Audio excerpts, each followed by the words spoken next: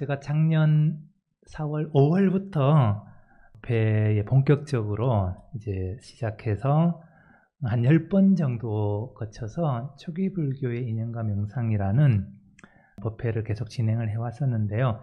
일단 10번을 채웠기 때문에 저희들은 10번 채우면 마칩니다.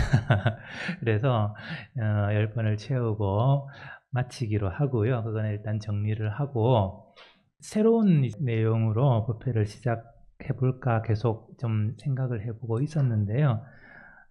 초기 불교의 이념과 명상이라는 주제를 했으니까 원래 이제 그 제 전공 쪽에 가까운 쪽으로 대승불교 쪽으로 한번 해봐야지 계속 생각을 하고 있었습니다. 그래서 뭘 할까 이렇게 고민을 하다가 역시 대승불교 하면 반야경 아니겠습니까?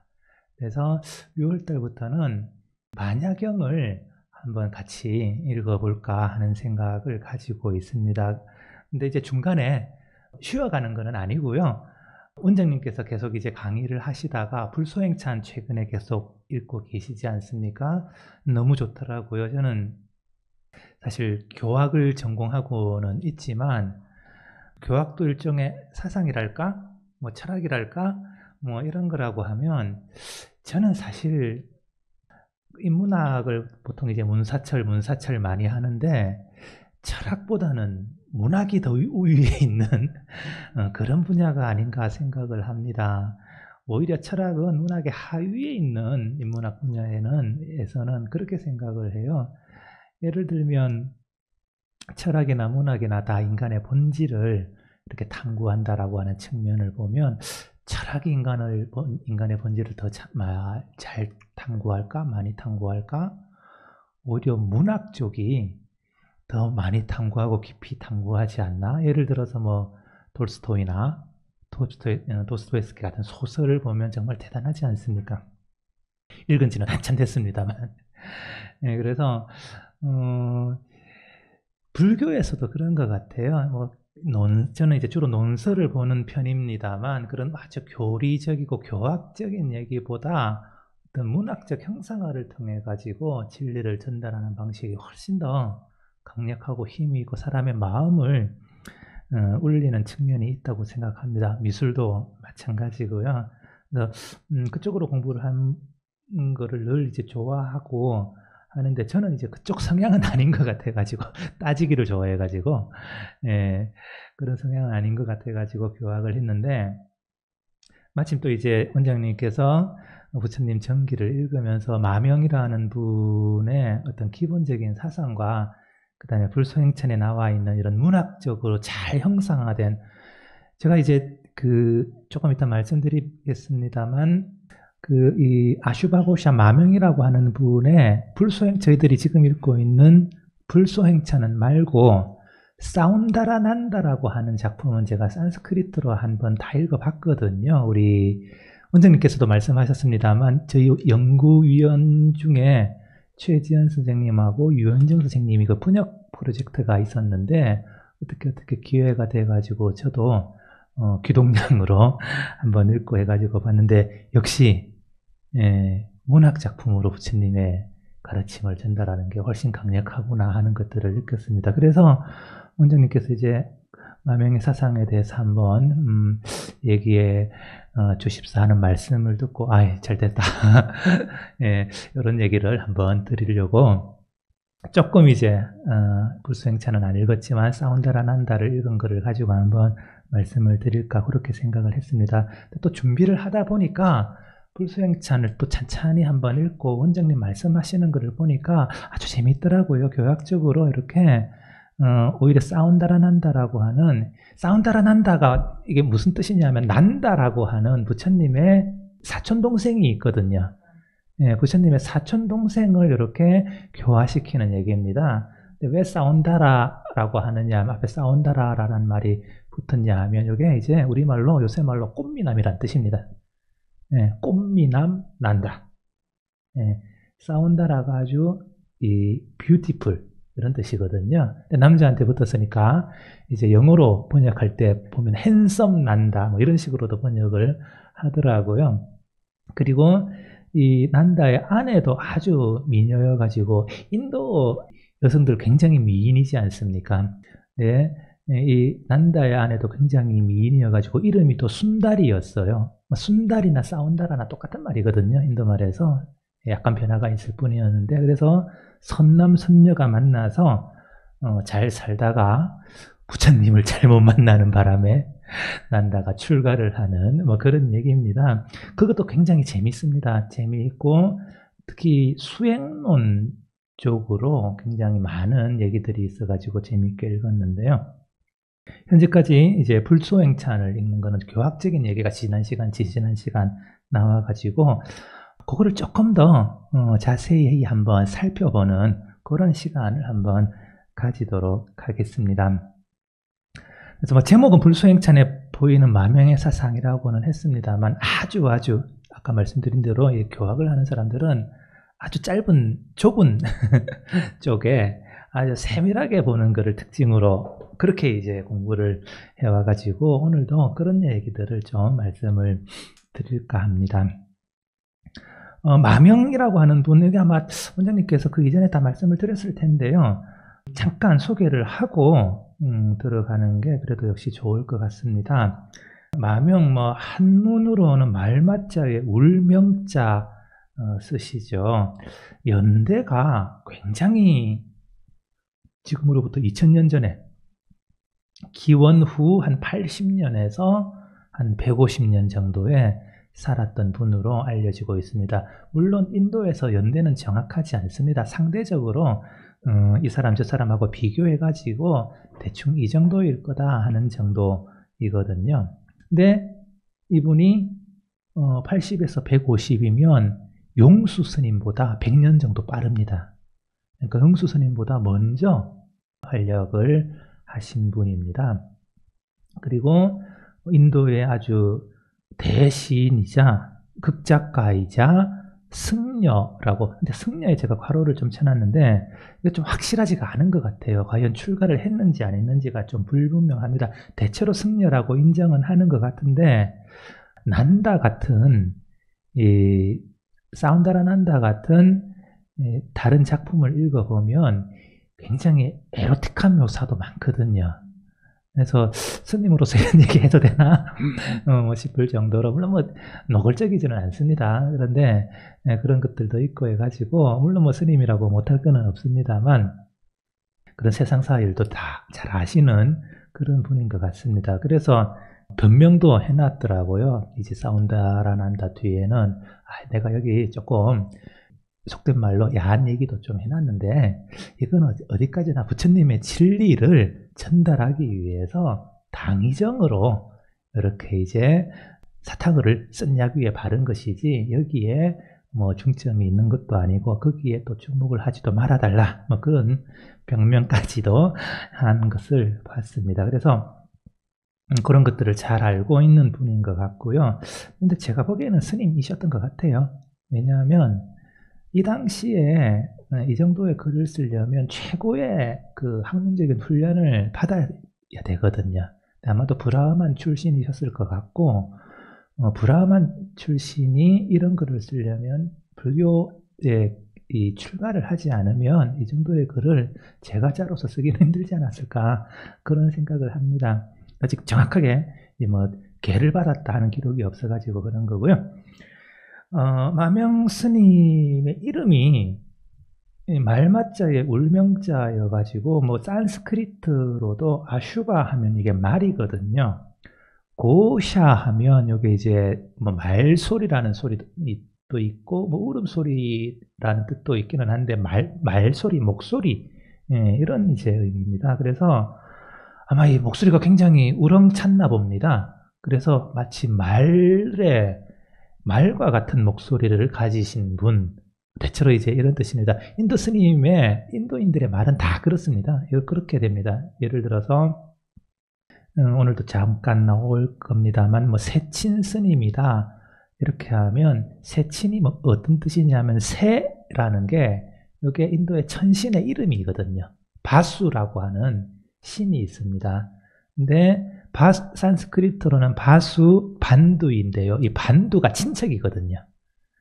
그러니까 바수신을 친척으로 가진 분, 뭐 이런 정도의 의미이고요. 바수신이 점지한 사람, 대체로 우리 삼신할미 같이 이분이 점지한 사람이다. 그 정도의 의미를 가진 이름입니다. 대체로 인도 이름들이 다 그런 식으로 의미를 가집니다.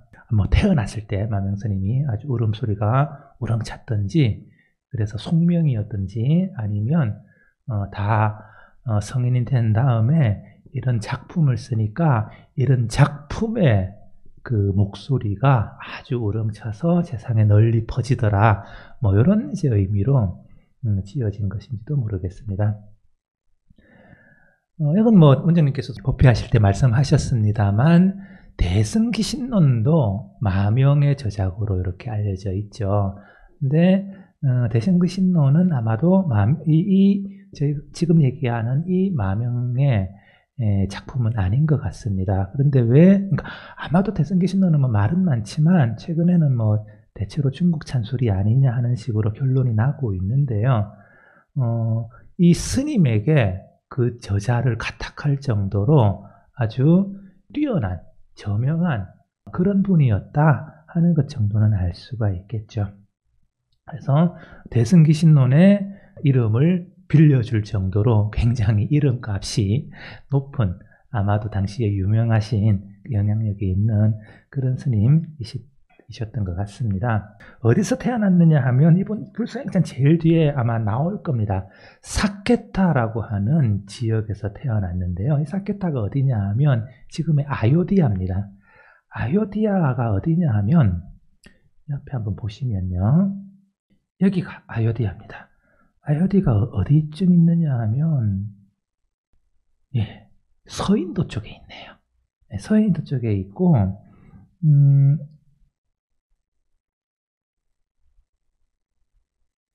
여기가 바라나시입니다. 바라나시가 부처님이 제일 많이 여기 옆에 사르나타가 옆에 있는데요. 사르나타에서 깨달음을 얻고 바라나시에서 오비구를 귀화하는 곳에서 시작해서 불교를 이렇게 펼쳤죠. 그 다음에 여기가 가야, 보드가야가 여기 있고요. 파트나가 여기 있습니다. 화시성인가요? 저기 그 마가다 왕국의 수도가 되는 그런 곳이죠. 그래서 그 근처에 이렇게 있습니다. 여기 이제 강이 보시면 이름이 가가라 강 이렇게 되어 있죠. 가가라 강이라고 하는 강이 있습니다.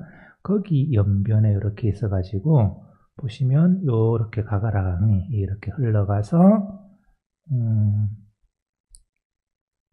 여기에 겐지스 강과 합쳐가지고 이렇게 흘러가고 있죠. 그래서 바라나시는 또 밑에서 이렇게 올라가고 있고요. 그래서 강에 연해 있습니다. 바라나시도 뭐 잘 아시겠지만 이렇게 강에 겐지스 강 여기에 있어가지고 여기 가트들이 잔뜩 모여 있는 곳이거든요. 가트들이 이런 식으로 화장장이 몰려 있죠. 옛날에 강 근처에 있다라는 말이, 도시가 강 근처에 있다라는 말이 무슨 말이겠습니까? 교통이 좋다는 말입니다. 교통이 좋고 이 물류가 이렇게 모이는 큰 도시였다라는 그런 의미가 되겠죠. 그래서 바라나시, 아요디아 이런 곳은 강연변에 위치해가지고 굉장히 큰 도시입니다. 그 옆에 럭나우가 있네요. 이 근처가 지금 아까 말씀드렸듯이 지금 인도에서는 우타라프라데시라고 하는 지역인데요.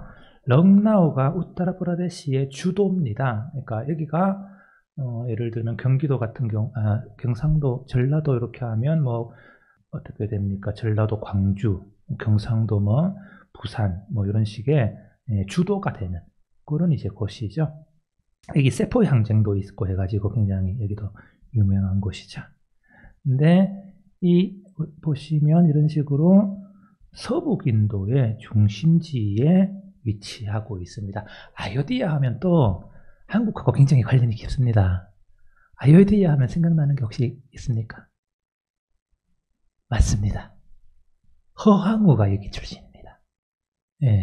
그래서 이 허황우가 아요디아 출신인데 해로를 통해 가지고 김해로 이렇게 와가지고 제가 김해긴 겁니다.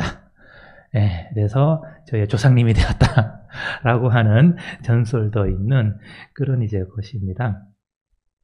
그리고 또 한 가지 이 아요디아가 유명한 게 세친이라고 하는 그 설일체 유부라고 하는 소승을 대표하는 부파인 이 부파가 설일체 유부인데요. 그 설일체 유부의 그 대표적인 인물이 세친이라고 하는 분인데요. 그분이 여기에서 활동을 했습니다. 그러니까 굉장히 옛날 한 기원 전후부터 한 5세기경까지 굉장히 융성했던 그런 도시인 것 같습니다. 근데 서북인도에 있죠. 서북인도에 있는데 여기 뭐가 문제가 되느냐 하면 여기가 카슈미르거든요. 라호르 있고 여기가 펀잡이고 라호르 있고 여기에 페샤와르 있고 뭐 기타 등등 해서 이쪽이 카시미르 지역인데 이쪽이 또 설일체 유부의 근거지입니다. 그런데 보면 거리가 꽤 멉니다. 거리가 꽤 멀어가지고요. 한 수천 킬로 될 것 같죠. 그래서 꽤 먼 거리인데 이게 왜 문제가 되느냐면 세친 스님이 여기 아우디아에서 활약을 하면서 대승을 막 비방을 했거든요. 그런데 세친 스님의 형님이 있는데 그 형님은 여기 이 페샤와르 라호르 근처 간다라 지역, 이 카슈미르 지역에 이렇게 살고 계셔가지고 여기서 세친 스님을 불러가지고 이쪽 이 카슈미르에서 야단을 쳐가지고 대승으로 이렇게 전향을 시켰다. 뭐 그런 이제 전설이 있거든요. 꽤 이렇게 먼데 어떻게 그런 식으로 연락을 보내고 왔다 갔다 했는지는 잘 모르겠습니다. 뉴델리가 딱 중간에 있네요. 그래서 이쪽 출신이고 굉장히 그 기원 전후부터 한 5세기까지 불교의 중심지 중의 하나로 삼는 그런 곳에서 태어나셔서 활동을 하셨다. 그렇게 이제 되고요. 뭐 수가르낙시아들로 태어났다. 뭐 이렇게 되어 있는데요. 진제 스님은 또 한국의 원동아시아에 굉장히 많은 영향을 미쳤던 분이고 이분이 또 이 대승기신론을 번역하신 분이라고 알려져 있죠.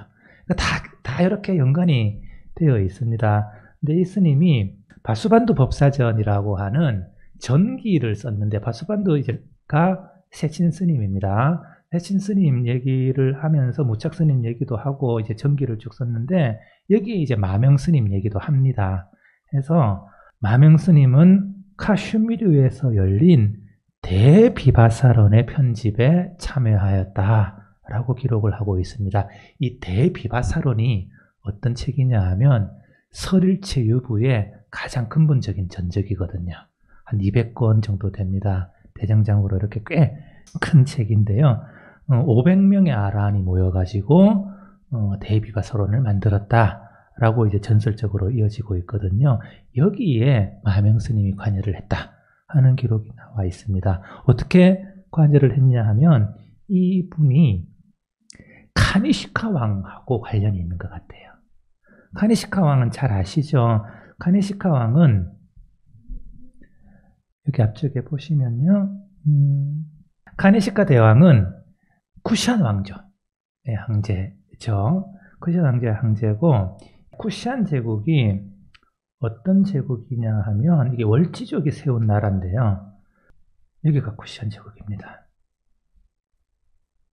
그리고 박트리아 쪽, 여기 이제 원래 그리스 쪽 사람들이 이렇게 와가지고 박트리아 제국도 만들고요. 부르샤프라가 세친 스님과 우착 스님이 활약했던 곳이라고도 이렇게 하거든요. 여기가 이제 간다라인 거죠. 그래서 이쪽 중심으로 세력을 키워서 이 바라나시까지 그리고 파탈리푸트라까지 이렇게 영역을 넓힌 대제국이거든요.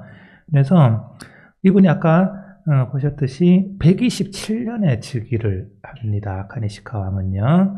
그리고 그의 스승이 파르슈바라고 하는 이제 카니시카 왕의 스승이 있는데요. 파르슈바라고 하는 스님이 이 한문의 대비바사론에는 협존자라고 나옵니다. 협존자, 여기 겨드랑이 협자인가요?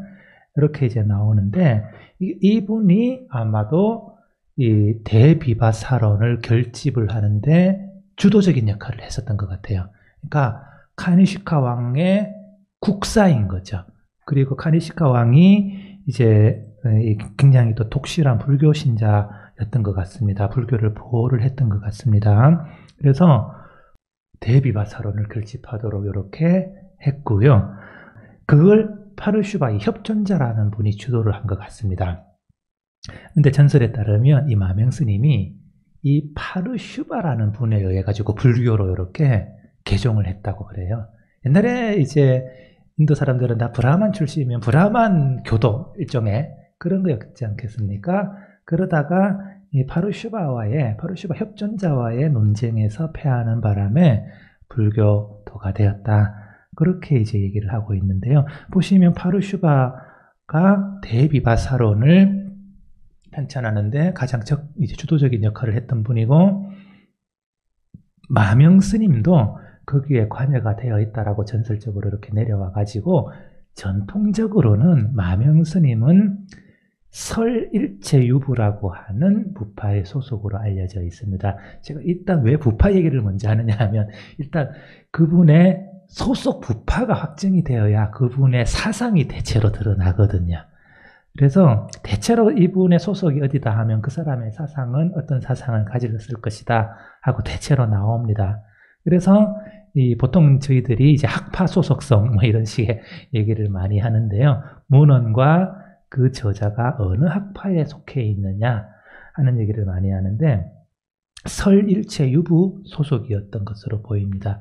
설일체유부라고 하면 저희들이 알고 있는 대표적인 소승입니다. 네, 동아시아 불교에서 그 설일체유부라고 하면 소승의 대표자입니다. 네, 그래서 소승에 속한 학자다라고 이렇게 이제 전통적으로 내려왔는데, 원장님께서 읽으실 때도, 불수행찬 읽으실 때도 언뜻 말씀을 하시는데 느낌으로 굉장히 대승화되어 있다라는 말씀을 하셨거든요. 제가 잠깐 살펴봐도 그랬던 것 같아요. 그런 것 같아요. 그래서 설일체유부 소속이기는 합니다만 굉장히 폭넓은 타 학파를 가리지 않고 굉장히 다양한 입장의 교리를 섭렵하신 분이 아닌가 그렇게 보입니다. 그리고 특별히 이 논설을 쓰신 분이 아니기 때문에 이 시를 쓰신 분 아닙니까? 딱히 특별한 학파의 특정한 학파의 교의에 얽매여 쓰실 그런 입장은 아니었던 것 같아요. 그래서 굉장히 자유롭게 쓰신 것 같습니다. 그래서 현대학자들이 이제 골치가 아파진 겁니다. 도대체 이분의 진짜 정체가 뭐냐? 해서 이제 이런저런 얘기들이 나오는 거죠. 그래서 뭐 현대학자들 연구에 따르면 다문부라고도 하고요. 다문부는 불교가 근본 분류를 해서 상자부하고 대중부로 이렇게 나뉘지 않습니까? 다문부는 대중부 계통입니다. 좀 더 진보적인, 그리고 대승과 훨씬 더 밀접한 관련이 있는 부파죠. 그래서 다른 부는 바로 대중부라고 하기도 하고요. 그 다음에 경량부라고 하는 분도 계신데요. 이 경량부가 어떤 부파냐 하면, 아까 말씀드린 설일체유부 중에서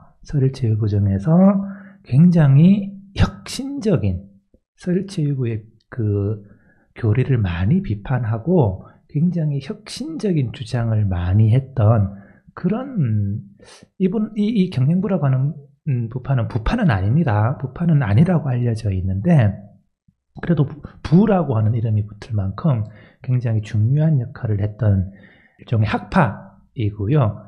이분들이 아마도 초기 유가행파하고 굉장히 관련이 깊었었던 것 같아요. 제 생각에는 초기 유가행파가 경량부라고 불렸던 게 아닐까 하는 그런 생각도 드는데요. 그러니까 굉장히 다양하죠. 설일체부부터 유식 사상에 이르기까지 스펙트럼이 넓어서요. 그래서 결국은 최근에는 원유가행파, 프로토유가행파, 그러니까 유가행파의 시조에 해당하는 흐름에 속한 분이다. 그런 이제 주장까지 나오고 있습니다. 그래서 아주 대승적인 경향도 많은 그런 이제 분인 것 같고요. 맨 마지막에는 이제 근본설일체유부 체유라고 하는 소속이라고 하는 얘기도 나오네요. 이게 근본 서리체유가 뭐냐 하면 제가 잠깐 한 번 더 말씀을 드릴게요. 부처님이 이제 열반 후 100년 정도에 불교가 근본적으로 분열을 합니다. 그래서 대중부와 상좌부가 이렇게 이제 나뉘거든요. 그런데 그렇게 분열하자마자 굉장히 가속적으로 분열이 막 일어났나 봐요. 그래서 그 대중부 밑에 수많은 부파가 생기고 상좌부 밑에도 수많은 부파가 생깁니다. 그래서 전부 18부파가 생긴다고 그러죠. 그래서 보통 소승의 우리가 일반적으로 얘기하는 소승의 부파불교라고 했을 때는 보통 18개를 칩니다. 그런데 여기에 아까 처음 부파 근본 분열했던 상좌부와 대중부를 합해서 이제 20부파 이런 식으로 얘기를 하는데요. 이게 왜 이렇게 많이 나뉘냐면 일단 인도가 넓지 않습니까? 넓어가지고 이렇게 역삼각형으로 생겼는데 넓어서 지역도 넓고 교통도 불편하니까 따로따로 이렇게 그 하나의 공동체를 형성을 하면서 불교가 이제 세력은 막 확산이 되었는데 교류가 잘 안 일어나고 하니까 독자적으로 이렇게 교단을 형성하는 식으로 발전을 한 것 같습니다. 그래서 소위 말하는 부파, 분열이 이렇게 막 생겼는데요. 이게 굉장히 심해지니까 아쇼카 왕 아마도 말기에, 아쇼카 왕 말기에 정단의 스님들 다 모여보세요. 우리 불교가 이렇게 분열하면 안 됩니다. 화합하세요. 그렇게 얘기를 합니다. 그러니까 화합해야지요 하면서 화합에 동의한 부파가 있고요. 화합에 동의하지 않은 부파도 있습니다. 대체로 다 동의를 했습니다. 대체로 다 동의를 해가지고 아쇼카 왕 이후부터는 부파의 분열이 일어나지 않습니다. 그래서 아쇼카 왕의 업적이 이제 위대한 거죠. 교단을 통합하신 분이니까요. 근데 아쇼카 왕 시기에 그래서 교단이 분열한다는 게 뭔가 하는 이제에 대해서도 좀 정리를 해가지고 어떻게 정리를 했느냐 하면 계유를 따로 받으면 유를 따로 받으면 이거는 다른 부파야. 그리고 계유를 따로 만들면 이거는 부파의 분열이야. 이렇게 이제 부파의 분열을 딱 정의를 합니다. 그리고 그 다음부터는 계유를 따로 만드는 부파가 생기지 않아요. 근데 이게 이제 다른 종교에서 많이 일어나는 건데 종교가 발전하면서 계율이 아니라 교리의 해석을 가지고 막 나눠지거든요. 그래서 아쇼카 왕 시기 이전에는 교리의 해석이 다르면 부파의 분열이라고 그랬습니다. 그런데 아쇼카 왕 시기에 교리 그건 좀 달라도 상관없어. 계만 같은 계를 받으면 한 부파고 그리고 그 더 이상 계단이 생기지 않으면 분열은 없어 라고 부파 분열의 정의를 바꿔버립니다. 예. 그래서 더 이상 부파가 분열이 안 됩니다. 왜냐하면 같은 부파 안에서 사상의 자유를 허락을 한 거거든요. 그래서 이런 겁니다. 제가 이제 학교를 동국대학을 나왔습니다. 동국대학을 나왔는데 불교 학교입니다. 그런데 불교 학교라고 해서 전부 불자만 있는 건 아니겠죠. 당연히 기독교 학생들도 있습니다. 그런데 동국대학에 재적을 하고 입학금을 내고 등록금을 내고 학칙만 지키면 동국대 학생입니다. 그 사람이 기독교 신자라고 해서 그러니까 생각이 다르다고 해서 동국대 학생이 아닌 건 아니거든요. 그래서 계를 중심으로 부파의 분열을 확정을 하고 이 덕분에 더 이상 분열이 안 일어납니다. 근데 이게 반대하는 학파가 어느 학파냐면 설일체유부였던 것 같아요. 그래서 이 설일체유부가 원래는 이 마투라나 서인도의 중심지에 번성하고 있었던 것 같은데 이 아쇼카 왕의 이제 승가 화합에 반대를 한 거죠. 일종의 반대를 해서 자이반 타이반으로 카슈미르로 갔던 것 같아요. 그래서 카슈미르가 여기 다람샬러도 여기 있습니다만 카슈미르가 설일체 유부의 본거지가 됩니다. 본거지가 되는데 그래서 이제 여기서 굉장히 세력을 많이 쌓아가지고 여기 법장부도 여기서 세력을 확보를 해가지고요 융성을 합니다. 원래 이쪽이 그 기원 전후에서 그리스 사람들이 정복을 했던 데여가지고 사상적으로 굉장히 자유롭고 여기 이제 그 동서 문명의 교류지거든요. 이거를 통해 가지고 실크로드를 통해서 1000km 맞네요. 대충 아까 재봤는데 제가 1000km 지금 나오네. 실크로드를 통해서 이렇게 해서 천산 남로 북로를 통해서 동아시아로 불교와 대상들, 카르반들이 이렇게 가고요. 그 다음에 여기서부터 유럽으로 또 이렇게 무역로가 이어져 있죠.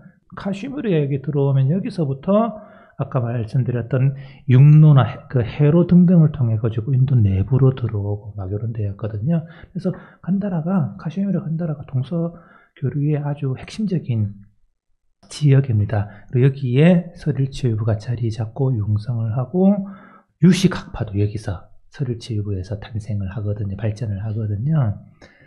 그러니까 여기 있는 불교가 동아시아로 온 겁니다. 여기 있는 불교가. 그래서 우리 조계종 스님이 어떤 그 부파의 계를 받는지 아십니까? 전에 법회할 때도 말씀드렸는데 법장부 계를 받습니다. 그러니까 아까 말씀드린 대로 어느 부파의 계를 받느냐를 기준으로 따지면 조계종 스님들은 법장부 소속입니다. 인도 불교적인 시각에서 보면요. 물론 이제 동아시아의 새로운 흐름이기 때문에 사실 인도 불교의 부파 규정은 받지는 않는데요. 인도 불교의 시각에서 보면 그렇습니다. 그래서 아마도 여기에 원래 이 서북 인도에도 설일체유부가 좀 남아 있었던 것 같아요. 좀 설이 여러 가지가 있는데 그래서 제가 무슨 말씀을 드리려냐 하냐면 근본 설일체유부라고 하는데 앞에 설일체유부 앞에 근본이 붙었지 않습니까? 여기에 지금 애매하거든요. 도대체 근본 설일체유부가 뭐냐? 이게 독자적인 부파냐 아니면 설일체유부의 이명이냐 뭐 아니면 다른 학파가 설일체유부를 뭐 사칭을 하는 거냐 뭐 그런 거에 이르기까지 굉장히 설이 다양한데 아마도 카슈미르 설일체유부에 대해서 이 마투라나 서북 인도의 원래 설일체유부가 자신들을 또 근본 설일체유부 근본이니까 저기 그렇게 불렀던 게 아닐까 그런 이제 썰도 있고 해가지고 썰은 많습니다. 근데 여기 마명스님이 아요디아 출신이라고 했지 않습니까? 근본 설일체유부가 만약에 원래 이쪽에서 활약하던 설일체유부라고 한다면 이쪽 근본 설일체유부 쪽하고 지역적으로나 가깝죠. 예, 그래서 이런 썰도 나오고 있다 하는 이제 말씀을 드리려고 여기 이 불교 역사를 간단하게 말씀드렸습니다만 불교 이 교단 분열의 역사를 살펴보면 굉장히 재미있거든요. 우리 현지의 불교가 어떻게 만들어졌는지 원형을 이렇게 또 살펴보는 거여가지고요. 그리고 또 한 가지가 왜 마명스님이 분명히 설일체유부나 근본 설일체유부인데도 굉장히 다양한 학파의 소속인 것처럼 보이냐 하는 것도 제가 방금 말씀드린 걸로 설명이 됩니다. 개는 설일체유부에서 받았다고 하더라도 사상은 자유롭게 이렇게 펼칠 수가 있거든요. 그래서 개만 설일체유부 개를 받고 대승의 사상을 자유롭게 배우고 불보살을 숭배하고 예배하고 할 수도 있습니다. 대승불교가 원래 그렇게 탄생을 한 거거든요. 대승불교가 아마도 부파불교에 소속된 스님들이 개는 부파불교에서 받고 생각은 굉장히 혁신적이고 진보적으로 한 그런 어떤 운동이지 않았을까. 그게 이제 대승불교 운동의 실체이지 않을까 하는 이제 견해들이 최근도 아닙니다만 한 4, 50년부터 큰 힘을 받아 최근에는 이제 많이 확산이 되어 가고 있는데요. 그런 흐름 안에 있습니다. 마명스님의 이런 폭넓은 사상도 그런 흐름 안에 있어가지고 그렇게 이제 이해를 해주시면 왜 썰일체유부인데 이렇게 대승적인 썰도 많이 보이고 유부에 국한되지 않은 다른 학파의 사상으로 보이는 것도 많이 나타날까? 도대체 이분의 정체가 뭘까? 하는 데에 대해서 조금 실마리를 찾을 수 있지 않을까 생각을 합니다. 이분의 그 작품은 이분이 이제 시인이시니까요. 작품이 대표적인 게 불소행찬이라고 해서 부처님 일대기가 하나가 있고요. 아까 말씀드린 꽃미남 난다. 너무 재미있습니다. 나중에 이제 유현정 선생님, 최지연 선생님 번역하시면 꼭 한번 읽어보시기 바랍니다. 그 다음에 이제 사리불론 뭐 이렇게 이제 되어 있는 게 있는데요. 원장님 할 때 대제자품 했을 때 사리불하고 목건년 교화하는 얘기가 나왔었죠. 그 얘기입니다. 그러니까 사리불하고 목건년을 교화하는 얘기를 희곡으로 만든 게 사리불론입니다. 그래서 논서도 논이라고 제가 일단 임시로 이렇게 했는데요. 인도말로 하면 샤리푸트라프라카라나 뭐 이렇게 되는데 사리불 개종 이야기, 사리불과 목건년 개종 이야기 이런 식으로 이제 보시면 됩니다. 그래서 다 희곡입니다만 시입니다. 시. 그래서 제가 어릴 때 어디서 불교 막 공부하고 배우고 할 때는 이런 거 통해 가지고 연극도 막 만들어 보자 해가지고 한 적도 있었습니다. 저는 참여 안 했습니다. 저는 연극 못 합니다.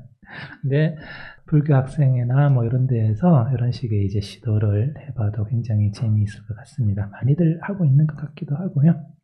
이게 아마 마명스님의 생각의 배경이지 않을까 싶습니다.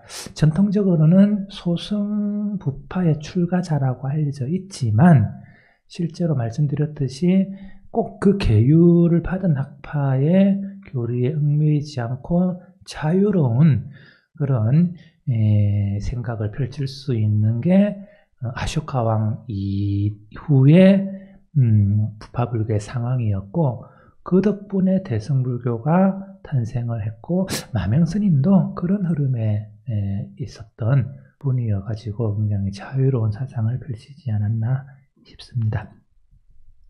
여담입니다만 뭐 아쇼카 왕이 아까 종단을 이렇게 교단을 통합했다고 하지 않습니까? 그러니까 불교의 교단 안정에 혁혁한 공을 그야말로 세운 그야말로 전륜 상황인데요. 제가 최근에 본 얘기 중에 하나가 하여튼 간에 이제 서양 사람들은 약간 빼딱해가지고 별 얘기를 다 하거든요. 불교 공부하면서도.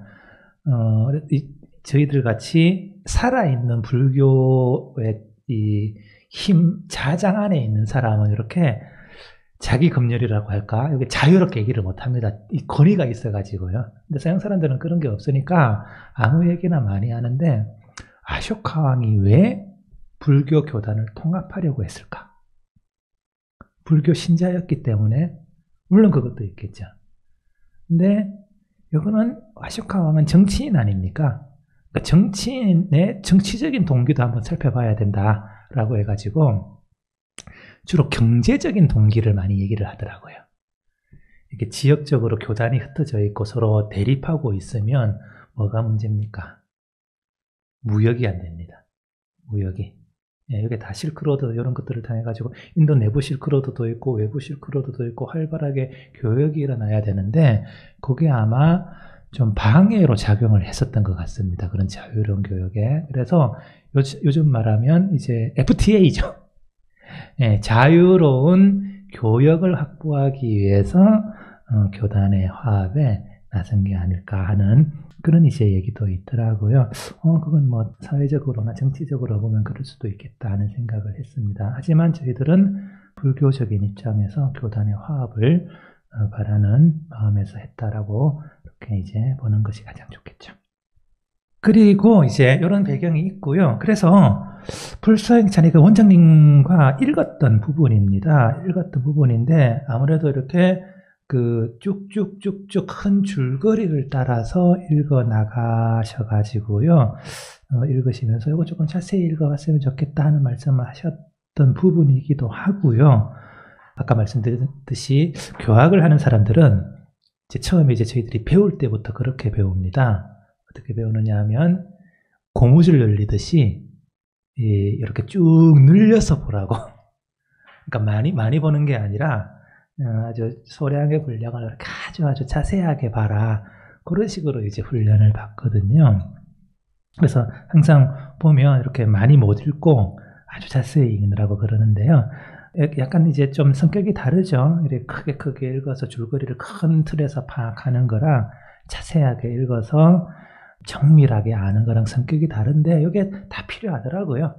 지그재그로 가면서 다 필요해가지고 어떨 때는 이렇게도 보고 어떨 때는 이렇게도 보고 하는 게 좋을 것 같습니다. 오늘은 조금 제가 자세히 보는 걸로 한번 준비를 해봐 왔습니다. 어떤 부분이냐 하면요.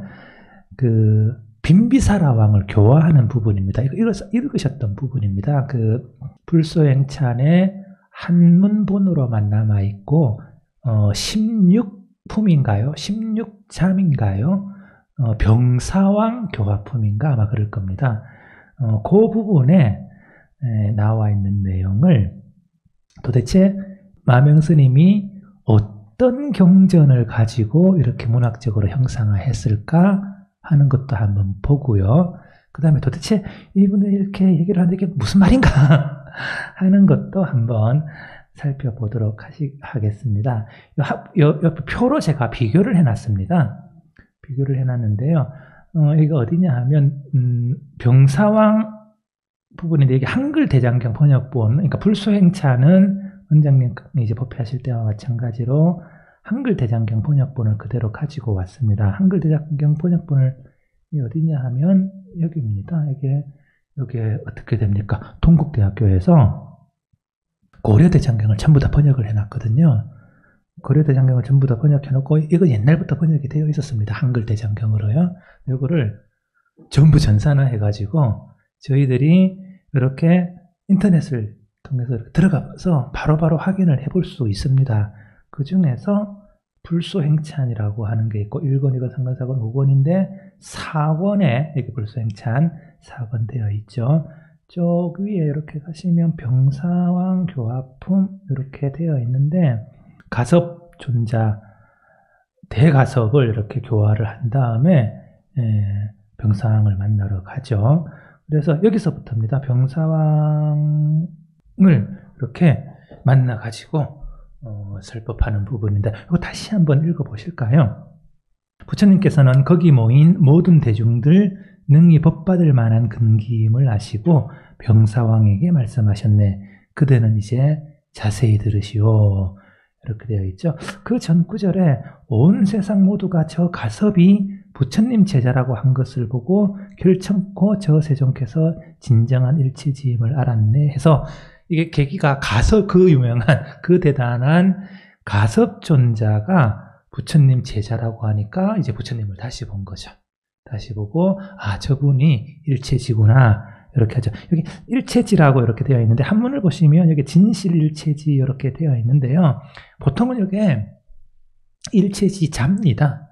그러니까 일체지가 아니라 일체지자, 일체지를 가진 사람을 의미를 하거든요.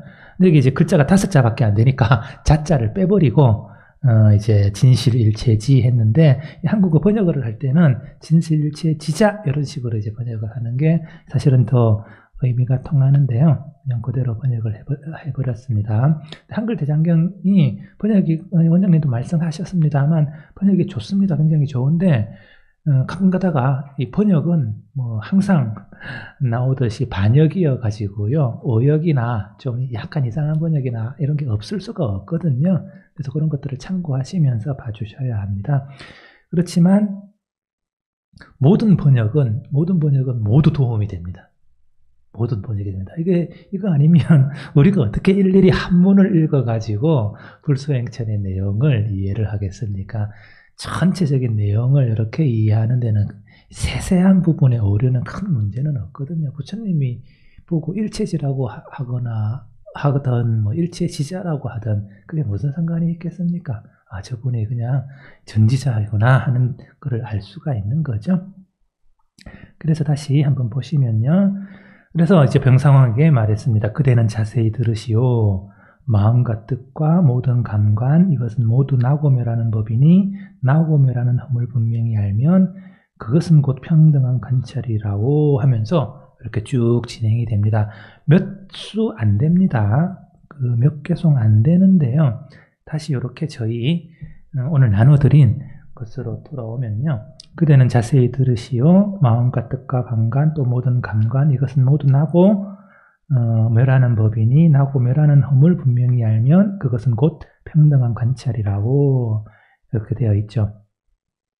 이게 그 불소행차는 영역이 있습니다.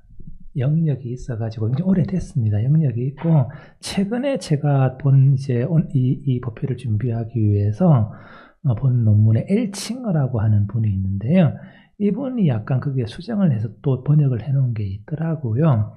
그래서 제가 또 그 영문을 일일이 번역하기는 힘들어가지고 AI 보고 시켜서 클로드 보고 시켜서 번역을 해봐라 했더니 이렇게 준수하게 잘 해주더라고요.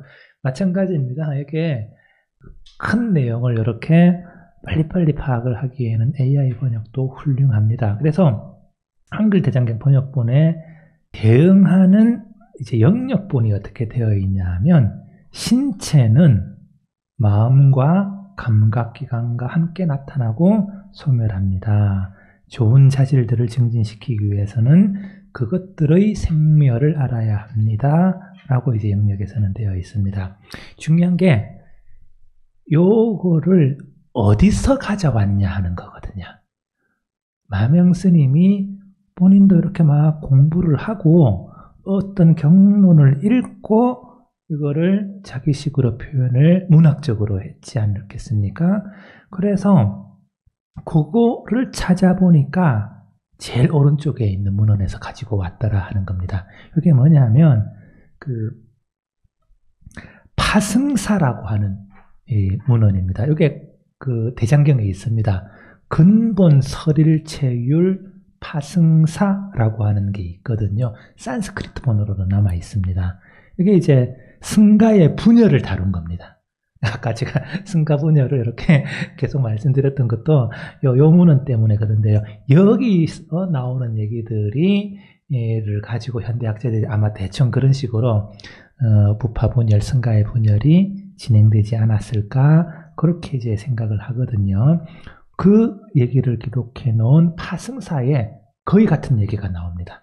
그리고 이 파승사는 어느 부파의 문헌이냐 하면 근본설일체 유부의 율장입니다.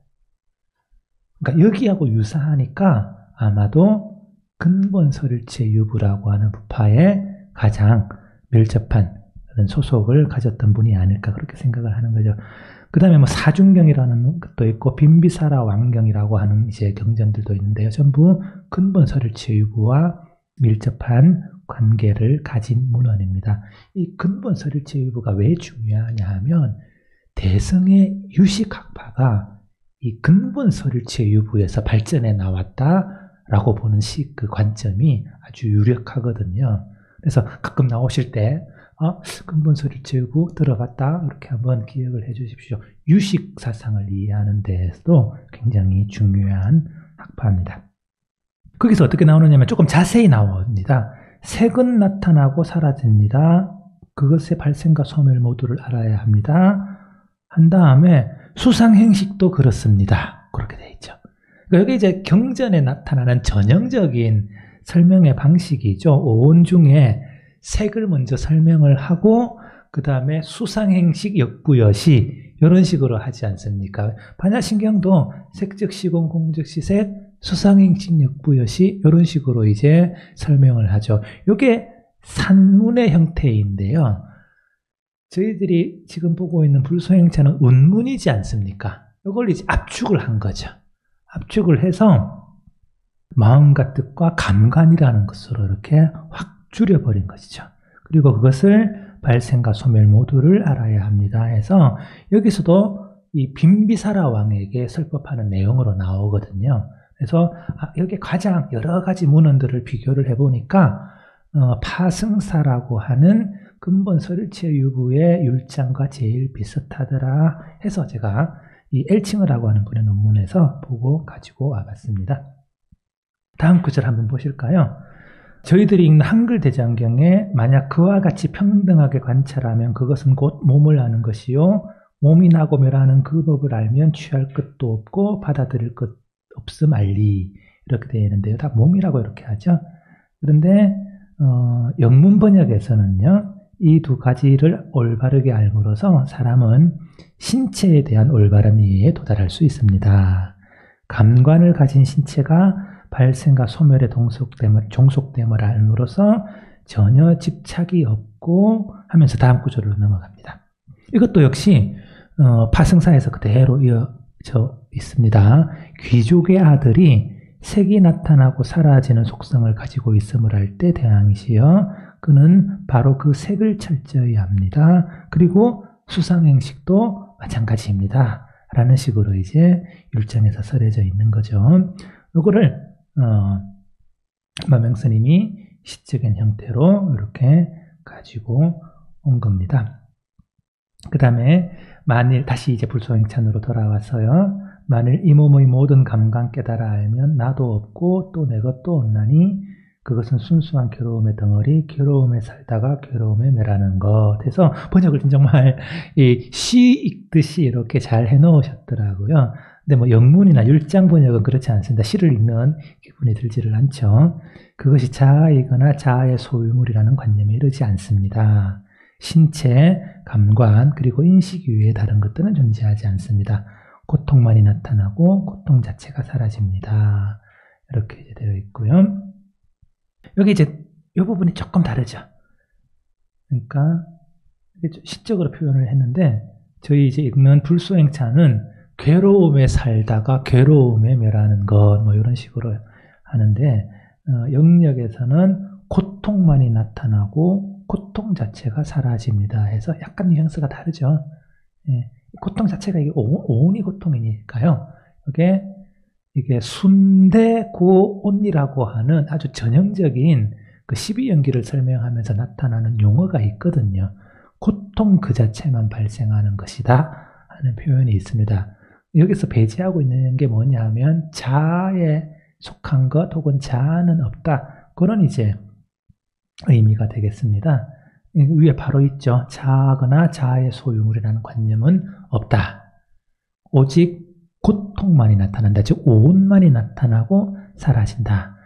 그러니까 자아는 없고 오온만이 생멸한다. 이런 의미가 되겠습니다. 근데 이제 멋지게 표현을 해놨습니다. 괴로움에 살다가 괴로움에 멸하는 것. 해서 시적으로 표현을 이렇게 해놨습니다. 저희 불소행찬 번역에서는요. 그 다음에 다시 불소행찬을 보면 나는 이 몸의 모든 상해는 나도 없고 내 것도 없는 줄 알면 그것은 곧 제일 가는 다함 없는 맑고 시원한 곳이라고 이렇게 했는데요. 영어를 번역한 것을 보면요. 이 모든 것은 자아도 아니고 자신의 것도 아니라고 이해할 때 최상의 동요하지 않은 열반에 도달합니다. 이렇게 했죠. 그러니까 다함 없는 맑고 시원한 곳이 열반의 의미인 거죠. 네, 다들 뭐 그렇게 이해를 하셨겠지만 시적인 표현입니다. 근데 이제 율장에서는 좀 더 자세하게 이렇게 얘기를 하고 있습니다. 대왕이시여 귀족의 아들이 색을 자아나 나의 것으로 간주하지 않고 집착하지 않고 소유하지 않고 고수하지 않고 소중히 여기지 않을 때 이 표현 전에 제가 한번 말씀드린 적이 있는데요. 나는 그가 측량할 수 없고 셀 수 없으며 완전히 소멸했다고 얘기합니다. 이런 구절이 있죠. 여기에 다른 경전에는 여기에 감비라, 심심이라고 하는 말도 있고요. 그 다음에 대양과 같다라고 하는 비유도 들어가 있습니다. 유명한 구절입니다. 그래서 부처님이 열반한 이후에도 뭔가 측량되지 않는 그런 방식으로 소멸이라고는 불리지만 존재한다라고 하는 뉘앙스를 가진 식으로 설명하는 구절이 있는데요. 여기는 그런 구절이 없죠. 대양처럼 존재한다라고 하는 구절이 없습니다. 이게 이제 학파 간의 차이입니다. 어떤 학파에서는 부처님이 측량은 안 되고 셀 수는 없지만 마치 저 깊은 바다에 그 간비라 심심한 그런 형태처럼 존재한다라고 하는 구절을 넣은 이제 부파도 있고요. 설일체유부 쪽은 그런 거가 없는, 일장에 없는 거를 볼 수가 있습니다. 이게 부파 간의 차이입니다. 근데 요거를 가지고 와서 다음 없는 맑고 시원한 곳이라고 하는 뭔가 긍정적인 열반의 모습을 이렇게 표현을 하고 있죠. 이게 유부에 근거하면서도 뭔가 조금 다른 이 계통의 열반관을 보여주고 있지 않나 하는 생각이 드는 부분입니다. 이런 식으로 이제 다른 문헌하고 이렇게 막 비교해가면서 이 말은 있고 저 말은 없네 하면서 이 부파는 이렇게 생각하고 저 부파는 저렇게 생각하네 하는 식으로 이제 공부를 하는 것이죠. 그 다음에 다시 돌아와서요. 내가 있다고 보는 따위의 번뇌는 모든 세상 사람들을 결박하나 이미 내 것이라는 것 없다고 보면 그 모든 결박은 다 풀리리라. 진실 아닌 것 보면 결박되고 진실을 보면 곧 해탈하리니 세상에서 섭수하는 나라는 것, 그것은 곧 삿되게 받아 지니는 것이다. 그래서 요거는 대응하는 율장, 설일체, 근본 설일체 유부 율장에 없는 것 같습니다. 아마도 마명스님 자신의 창작으로 이렇게 해서 넣은 것 같습니다. 그래서 비교를 해보면 어느 부분이 또 창작이고 어느 부분이 가져온 것이고 하는 것을 알 수가 있는 거죠. 여기까지가 한 단락이 끝납니다. 한 단락이 끝나고요. 그 다음에 보시면요. 쭉 이어지는데 몇 단락 안 되는데 굉장히 촘촘하게 짜여져 있는데요. 그 다음부터는 무아를 논리적으로 설명을 하는 겁니다. 지금은 이제 빈비사라 왕한테 이거를 알아야 됩니다. 자아가 없다는 것을 알아야 됩니다. 라는 식으로 설명을 한다면 그 다음부터는 아주 철학적으로 논증을 하는 구절입니다. 요게 재밌습니다. 요게 재밌는데 요게 율장에 없습니다. 예, 요게 율장에 없고 빈비사라 왕에게 설법하는 그 내러티브에 속해 있지 않습니다. 그러니까 이거는 완전히 마명스님이 다른 곳에서 가지고 온 겁니다. 그래서 어떻게 논증을 하는가 하는 것을 한번 살펴보실 수 있고요. 어디서 가져왔는가 하는 것도 살펴보실 수가 있습니다. 두 가지입니다. 두 가지. 만약에 자아가 존재한다면 아트만이라는 게 존재한다면 그것은 상주불변하거나 아니면 항상하거나 무상해야 할 것이다. 두 개밖에 없죠? 두 개밖에 없습니다. 모든 것은 항상하거나 무상하거나 좀 더 극단적으로 가면 항상하거나 찰나적이거나 두 가지밖에 없습니다. 근데 만약에 자아가 존재한다면 자아도 영원불변하거나 아니면 한 생으로 이렇게 끝나는 존재일 것이다. 그렇게 가정을 하는 겁니다. 가정을 하고 보니까 만약에 그렇다면 그 경우에 어떤 문제가 생기는지 우리 철학적으로 한번 고민해 봅시다 하는 게 이 구절입니다. 자, 어떤 문제가 생기느냐. 만약 거기 내가 있다, 여기 불소행찬에 이제 19죠. 만약 거기 내가 있다면, 즉 자아가 있다면 즉 항상 혹은 무상이라고 하는 나고 죽는 두 가지 극단적인 견해가 생길 터이니 그 허물이 가장 심할 것이네. 이렇게 했는데요. 영문 번역을 보시면 만약에 자아가 실제로 존재한다면 그것은 영원하거나 무상한 것일 겁니다. 이 모두가 잘못된 결과를 초래합니다. 라고 이제 얘기를 하고 있는 거죠. 그래서 첫 번째, 만약에 자아가 무상하다면 입니다. 자아가 무상하다면이라고 하는 것은 무슨 뜻이냐 하면 이 생에 한번 태어나고 죽지 않습니까? 그러면 영원히 사라진다라는 겁니다. 무상이 그런 의미입니다. 네, 여기서 말하는 무상은요, 단멸론이죠. 죽고 나면 아무것도 없다. 그러면 죽고 나면 아무것도 없다라는 것을 가정하면 어떤 잘못된 이제 결론이 나느냐 하면 불소행찬에 만약 모든 것이 무상하다라고 한다면 행을 닦아도 과가 없을 것이고 뒷문도 받지 않을 것이며 공력 없이도 해탈할 것이네. 이렇게 이제 얘기를 하고 있죠. 이게 이제 꼼꼼히 살펴봐야 될 부분입니다. 굉장히 압축적이고 시적으로 이렇게 표현을 했는데요. 영역본을 한번 보시면 똑같은 내용입니다. 만약에 아트만이 무상하다면 행위의 결과가 없을 것이다. 그렇게 얘기를 하고 있습니다. 왜 이게 이제 약간 뉘앙스가 다르죠. 행을 닦아도 과가 없을 것이다. 이렇게 했는데 이거는 보통 저희들이 불교 경전을 읽을 때 행을 닦는다라고 하면 이건 수행한다는 얘기고요. 행을 닦아서 얻는 과보다 하면 수행의 과보를 얘기를 하는데 지금은 그런 맥락이 아닙니다. 업과 그 과보입니다. 업과 그 과보. 그래서 이게 약간 의미가 조금 다른 것 같아요. 지금 이제 한문이 저희 이제 동국대 인터넷에 들어가 보면 한문도 같이 볼 수가 있는데, 만약 내가 거기 있다면 상과 무상의 극단적인 견해가 생길 터인데 하면서, 만약 무상하다면 행을 닦아도 과가 없을 것이요. 이렇게 해서 수행적 무가 해가지고 그러니까 우리 말하는 수행이라는 얘기로 이렇게 쓰고 있습니다. 그 다음에 수행의 과보라고 하는 것도 하고 있죠. 이게 약간 뉘앙스가 다르죠. 예, 뉘앙스가 다릅니다. 영문에서 얘기하는 거랑 뉘앙스가 다릅니다.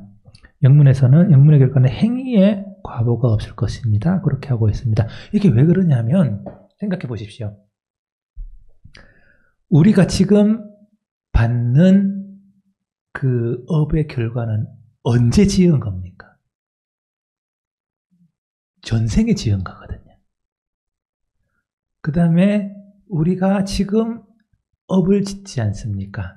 그 업의 과보는 언제 받습니까? 내생에 받거든요. 그런데 만약에 무상해가지고 한 생으로 그냥 딱 끝나면 업을 받을 수가 없지 않습니까? 네. 업을 받을 수가 없다라는 논리에 빠지니까 요거는 업과 윤회를 부정하는 것 아닙니까? 그래서 요거는 있을 수가 없다. 윤회의 부정은 따라 나오는 것이고요. 일단 업의 과보를 받을 수 없다라는 것이 무상해라고 가정했을 때의 가장 큰 오류가 되는 겁니다. 그 다음에 죽지 않습니까? 한 번 죽으면 다음 생이 없죠. 그러면 영원히 고통을 안 받지 않을까요? 더 이상 고통받을 일이 없죠. 그렇죠? 그럼 그게 열반 아닙니까? 그렇죠? 다시 태어나지 않고 다시 고통을 받지 않는 게 열반의 정의 아닙니까? 그런데 이 사람은 아무런 수행을 하지 않아도 단지 이 생에서 목숨을 바치는 것만으로도 열반을 얻을 것이다 라고 하는 과오가 생긴다는 거죠. 그러니까 자아가 무상하다면 행위의 과보도 안 받을 것이고 모든 사람이 이 생만 끝나면 즉각 열반에 들어갈 것이므로 이런 설은 오류다 라고 하는 게 이 식구의 의미가 되겠습니다. 그래서 요거에 요 내용은 그 이전의 문헌에서 근본 설일체 유부문헌에서 빈비사라 왕에게 대한 설법의 맥락에서는 안 나타나거든요. 그래서 어디서 나타나느냐 해가지고 제가 최근에 읽었던 문에서 찾아놨더라고요. 대지도론, 그 다음에 유가사지론, 대승장경론. 대지도론은 반야경의 주석서죠. 보통은 용수 스님의 주석서로 알려져 있는데요. 구마라지 번역으로 한역이 되어 있고요. 아마 용수 스님의 진작은 아닐 것이다. 그렇게 이제 얘기를 하고 있습니다. 어쨌든 반야 중간의 문헌이고요. 유가사지론, 대승장경론은 유식의 문헌입니다. 여기서 나타나는 논리거든요. 그러니까 물론 마명스님이 대시도론이나 유가사지론을 보고 쓰지는 않았을 겁니다. 당연하죠. 이게 문헌이 대시도론이나 유가사지론은 마명스님 후대의 문헌이거든요. 그런데 아마도 이쪽 계통에서는, 그러니까 반야나 중간 계통에서는 이런 식의 논리가 그 이전부터, 마명스님 이전부터 있었을 겁니다. 그러니까 아마도 그거를 가지고 왔던 것이고, 우리는 그거를 대시도론이나 유가사지론을 통해서 이렇게 알 수가 있는 거죠. 그러니까 여기서 다른 계통의 문헌에서 이 내용을 가지고 왔다라는 것을 알 수가 있는 거죠. 그러니까 폭이 굉장히 넓고 아마도 대승적인 그런 어떤 성격의 문헌도 섭렵을 하지 않았을까 그렇게 이제 보입니다. 근데 이 내용 자체는 반드시 대승적인 것은 아닙니다. 대소성의 공통적인 것이기는 합니다. 그래서 대지도론의 문구를 읽어보면요. 만약에 아트만이 일시적이라면 죄도 공덕도 없을 것이다 해서 여기 이렇게 해놨죠. 제가 불소행차는 수행의 과보 얘기를 하고 그 영문 번역은 업의 결과를 얘기를 한다 해서 다 조금 다르다라고 했는데 여기는 둘 다 얘기를 하고 있죠. 죄는 업의 과보고 공덕은 수행의 결과이지 않습니까? 원래 이게 두 개 다 있었다라는 거죠. 두 개 다 있었는데 양쪽으로 이렇게 약간 뉘앙스가 다르게 번역이 되어 있습니다. 신체가 일시적이고 아트만도 마찬가지라면 두 가지 모두 죽음과 동시에 소멸할 것이고 최종적인 소멸에 도달할 겁니다. 그렇다면 미래의 존재로 가서 죄와 공덕의 그 보응을 겪지 않을 것입니다. 그리고 이 소멸이 열반이라면 당연히 속박을 노력해서 끊을 필요도 없고 미래 존재의 원인과 조건인 죄와 공덕은 무의미할 것입니다. 지금 수행할 필요도 없다라는 거죠. 이 세상이 단견으로 끝난다면, 죽음으로 완전히 끝난다면 이게 이제 첫 번째 논리입니다. 이건 굉장히 철학적이죠. 그 다음에 두 번째 논리가 영원불멸하다면입니다. 영원불멸하다면. 그래서 불소행찬의 문구를 읽어보면요. 만일 그것이 항상한 것이라면 죽음과 삶의 나님도 없으니 응당 허공과 같아서 남도 없고 멸함도 없으리 이렇게 하고 있죠. 영원하다라는 것을 약간 뉘앙스를 바꿔가지고요. 이렇게 편재하다라는 걸로 바꿔버립니다. 그러니까 모든 것에 존재한다라는 거죠. 옴니프레전스로. 허공의 예를 드는 거 보면 알 수 있습니다. 허공은 모든 곳에 존재하죠. 근데 여기 문제가 뭐냐면 역시 모든 곳에 존재한다라는 것은 생멸이 있을 수가 없거든요. 그래서 태어나지도 않고 사라지지도 않는 존재라는 의미가 됩니다. 그런데 우리는 엄연히 태어나고 죽고 다시 태어나고 하는 이런 윤회의 고통을 경험하지 않습니까? 그러니까 영원하지도 않다라고 하는 결과에 이르게 되는 거죠. 그래서 아트만이 무상하다면 이런 오류가 있을 것이고 아트만이 영원하다 하면 또 저런 오류가 있을 것이니까 그런 오류, 어떻든지 간에 그런 오류를 가질 수밖에 없는 아트만 자는 존재하지 않는다 라고 하는 논리로 가는 겁니다. 요거는 율정계통의, 그러니까 설일체부 율정계통의 빈비사라 왕에게 설하는 설법에서도 나타나지 않고요. 아마도 다른 소스에서 아마도 좀 대승에 가까운 쪽에서 가지고 오지 않았나 그렇게 이제 보입니다. 그 다음에 그 다음 단락은 넘어가고요. 만약 나라는 것 만든이 있다면 괴롭게 수행할 것 없을 것이요 거기에 자제로운 주인이 있다면 무엇을 구태여 만들려 하리 하고 불소행찬에서 얘기를 하고 있는데요. 이게 조금 문제가 있는 번역입니다. 나라는 것 만든 이라고 하지 않습니까? 나라는 것 만든 이. 이게 약간 말이 안 되는 번역이거든요. 여기 원문이 뭐냐면 여기 보시면 앞에 화면에서는 나라는 것 만든 이 있다면 이렇게 되어 있죠. 약, 유와, 작자 한문으로 이렇게 보시면 약, 유와, 작자해서 아작이니까 나를 만든 사람 이렇게 보이는데 이거는 그런 말이 아니고요. 그런 말이 아니라 만약 아가 있어서 작자라면 이런 의미입니다. 그러니까 아트만이 업을 짓는 주체라면 하는 말입니다. 이건 명백한 오역입니다. 그러니까 불소행찬의 한글 대장경의 명백한 오역입니다. 나를 만든 이가 있다라는 얘기가 아니라 약, 유와, 작자니까 나를 만든 이가 있다면 식으로도 읽을 수 있는데요. 이거는 그런 맥락이 아니라 약, 유와 자아가 있어서 그 자아가 작자, 행위를 짓는 자라면 이런 이제 의미이고요. 다시 돌아오셔서 중간에 영문에서 번역한 것은 그렇게 이제 번역을 해놓고 있죠. 만약에 이 자아가 행위를 수행한다면 그것은 자기 자신에게 고통을 일으키지 않을 것입니다. 절대적으로 자율적인 자아가 자기 자신에게 어떻게 고통을 일으키겠습니까? 하는 이제 논리를 이제 얘기를 하고 있죠. 이건 무슨 말이냐 하면요. 제가 이제 초기 불교의 인연과 명상 내용을 쭉 하면서 오온이 왜 무아인가 하는 내용을 한번 말씀을 드린 적이 있는데요. 그때 무아상경 얘기를 한 적이 있습니다. 무아상경에서 무아 얘기가 가장 처음 등장하니까요. 근데 그 무아상경에는 무아론이 두 가지 논리가 있습니다. 두 가지 논리가 있어가지고 하나는 자아가 있다면 그것은 내적인 지배자여야 한다. 그래서 나의 색은 이렇게 되고 나의 색은 이렇게 되지 말아야 한다라고 내 몸을 지배할 수가 있어야 되고 내 몸이 고통을 느끼지 않고 그러니까 병이 안 들도록 할 수 있어야 된다. 그런데 우리는 실제로는 병들고 고통스럽고 내 몸을 내 마음대로 할 수 없다. 그러므로 그런 자아는 없다. 하는 논리가 하나가 있습니다.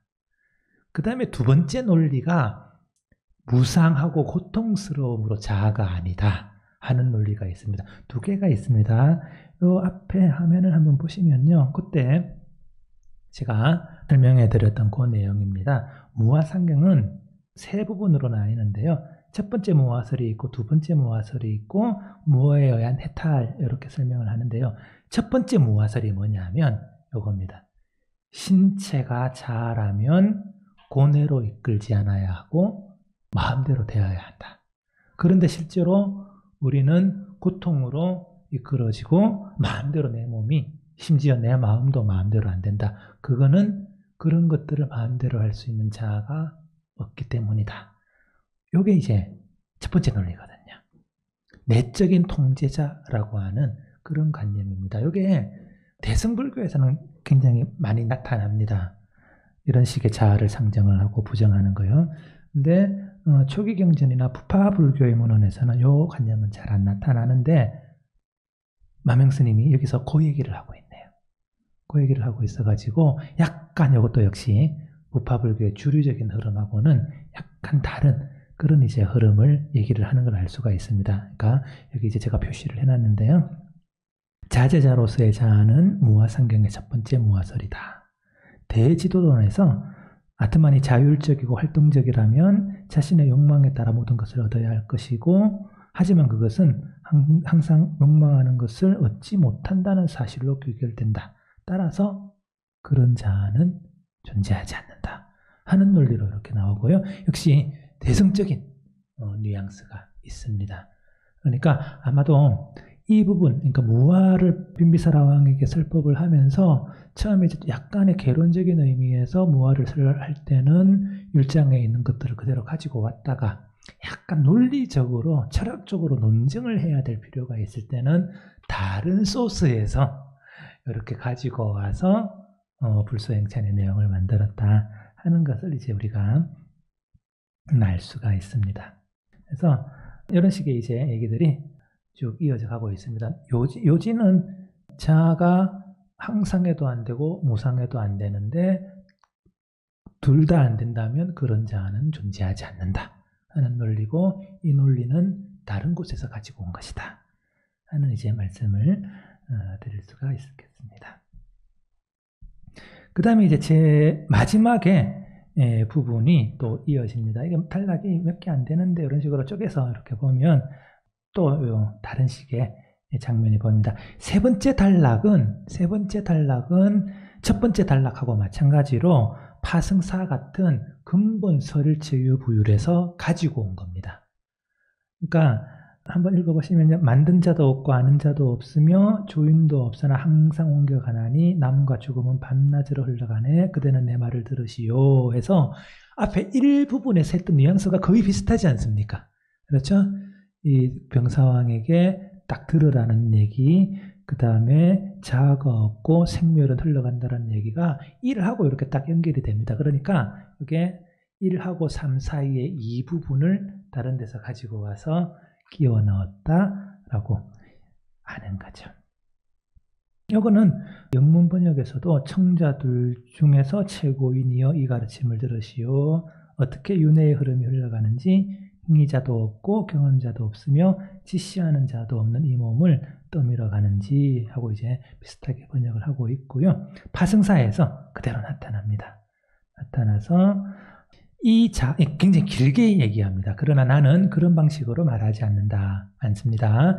바로 이 나의 자 또는 실체적인 생명체, 영혼, 개인, 정신, 인격, 남자, 여자, 행위자, 행위의 주체. 이게 경전에서는 이렇게 말을 줄줄줄줄 늘리거든요. 말을 줄줄줄 비슷한 말들을 이렇게 많이 써가지고 줄줄 늘립니다. 그리고 이게 경전의 설법의 방식입니다. 이걸 이제 보통 그 다르마파리야야라고 그러는데 이렇게 동의어를 이렇게 막 늘어놓는 방식이거든요. 왜 동의어를 이렇게 늘어놓느냐 하면 사람들이 근기가 다 다르니까 이 말은 알고 저 말은 모를 수가 있거든요. 그래서 막 같은 비슷한 말들을 이렇게 딱 늘어놓으면 그 중에 어떤 사람은 저 말이 내가 이해하는 말이야 하면서 이렇게 딱 캐치를 해가지고 그걸 이해를 할 수가 있거든요. 이게 부처님의 설법의 방식이고 법문이라고 하는 방식으로 이렇게 딱 정해져 있습니다. 그래서 그걸 이제 부처님 설법 일반을 법문이라고 하기도 하는데요. 거기 잘 나타나 있죠. 경전에서 영혼, 개인, 정신, 인격, 남자, 여자 뭐 이런 식으로. 그 다음에 금강경 같은 데 어디 있습니까? 아상, 인상, 중생상, 수자상 이거 다 같은 말이거든요.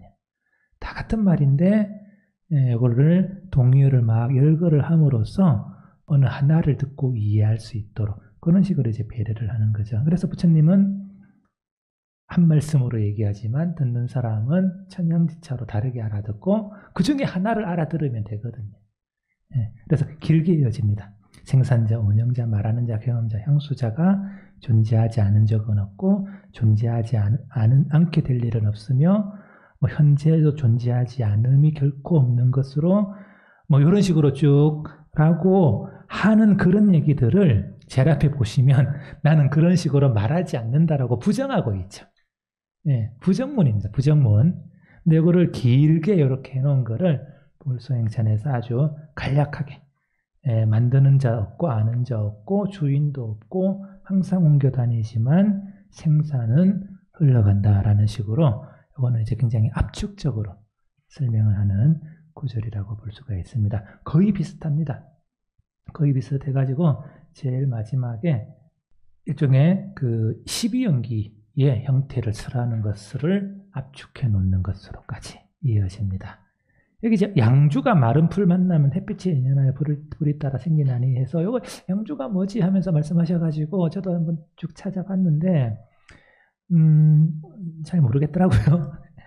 이게 티베더가 남아 있습니다. 티베더가 남아 있어가지고 티베더는 이거를 놀부라고 번역을 했습니다. 놀부가 뭐냐 하면 저기 마니, 산스크리트로 마니를 직역한 거거든요. 마니가 뭐냐면 여의주 할 때 그 찐따마니가 이제 여의주로 번역되는데 그 마니를 주로 번역합니다.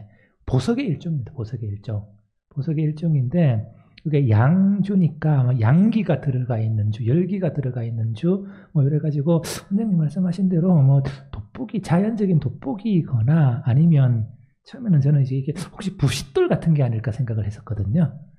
부싯돌 이렇게 하면 안에서 불이 나니까 뭔지는 정확하게 잘 모르겠습니다. 햇빛이 나와 있어가지고 구절에 역시 빛을 모으는 그런 것인가 하는 생각을 했습니다. 여기까지가 아주 짧습니다. 저희 읽은 부분에 몇 단락인데, 한 10단락 정도, 10개송 정도 한 15개송 정도 될 겁니다. 그게 어떤 식으로 만들어졌는지 예를 제가 한번 보여드린 겁니다. 그리고 이거를 보면 아마도 근본 서류체 요구에 가장 가깝기는 하지만 굉장히 자유롭게 다른 문헌에서도 가지고 온다라는 것을 요 짧은 데에서도 확인을 할 수가 있을 것 같습니다. 뒤에 있는 부분은요, 이건 또 다른 얘기입니다. 또 다른 얘기인데, 이거는 불소행찬 얘기가 아니라 그 꽃미남 난다 얘기입니다. 꽃미남 난다 얘기인데, 이거는 앞에서는 제가 불소행찬은 대지도론과 이렇게 비슷한 구절이 많다 하는 것을 몇 개 찾아서 보여드렸는데요. 이 꽃미남 난다의 수행도는 육아사지론 성문지와 거의 유사하다라는 지적이 있거든요. 육아사지론 성문지는 저희 안성두 원장님께서 번역을 하셔가지고 한국어로 이렇게 보실 수가 있습니다. 그래서 궁금하면 찾아보시면 되고요. 이 성문지에 수행의 예비 과정이 쭉 이렇게 차례대로 열거가 되어 있는 게 있는데, 자원만, 타원만, 법에 대한 선한 욕구, 출가, 그 다음에 개원만, 감간의 제어, 식사량 조절, 그 다음에 초저녁과 늦은 밤에 깨어있기, 항상 정념을 유지할 것, 그 다음에 다른 사람과의 교제를 줄이고 혼자 생활하는 곳으로 나아갈 것. 이게 수행의 예비 과정이거든요. 너무 정연하게 이렇게 되어 있죠. 자원만이라고 하는 거는 이게 뭐냐 하면 네 가지 정도가 있는데, 인간으로 태어날 것, 뭐 사지 멀쩡하게 태어날 것, 그 다음에 저기 중원에 태어날 것, 그러니까 대도시에 태어나야 됩니다. 변방에 태어나면 안 됩니다. 교통 불편하고 도적들이 들끓고 이런 데서는 수행 안 됩니다. 중심지에 태어나가지고 경제적인 어떤 뒷받침과 문화적인 뒷받침이 있는 곳에 태어나야 됩니다. 한국이 좋은 곳입니다. 그래서 지금은. 옛날에는 아니었을지 몰라도 지금은 좋은 곳입니다. 그래서 그런 어떤 타원만 자원만은 그런 객관적인 사람으로 태어날 것, 그 다음에 자원만 같은 경우에 감관을 이렇게 멀쩡하게 어디 한 곳에 불구로 이렇게 태어나지 말 것, 이런 정도의 얘기거든요. 그래서 전형적으로 귀한 집 자제로 태어나라 하는 얘기입니다, 사실은.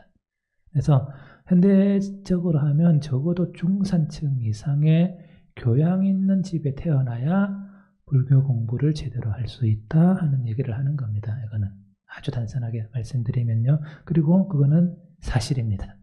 네, 그건 사실입니다. 너무 궁핍하거나 어려운 가정에 태어나면 생계를 위해서 애쓰느라 수행 못합니다. 너무 또 부잣집에 태어나면 방탕해서 못하겠죠. 그런 게 있습니다. 그리고 여기 예를 들어서 경전에서 설명을 합니다. 예를 들어서 코끼리는 자신을 묶은 쇠사슬도 이렇게 끊고 탈출을 할 수 있지만, 참새는 자기 다리를 묶은 썩은 동아줄도 못 끊는다라는 얘기가 있습니다.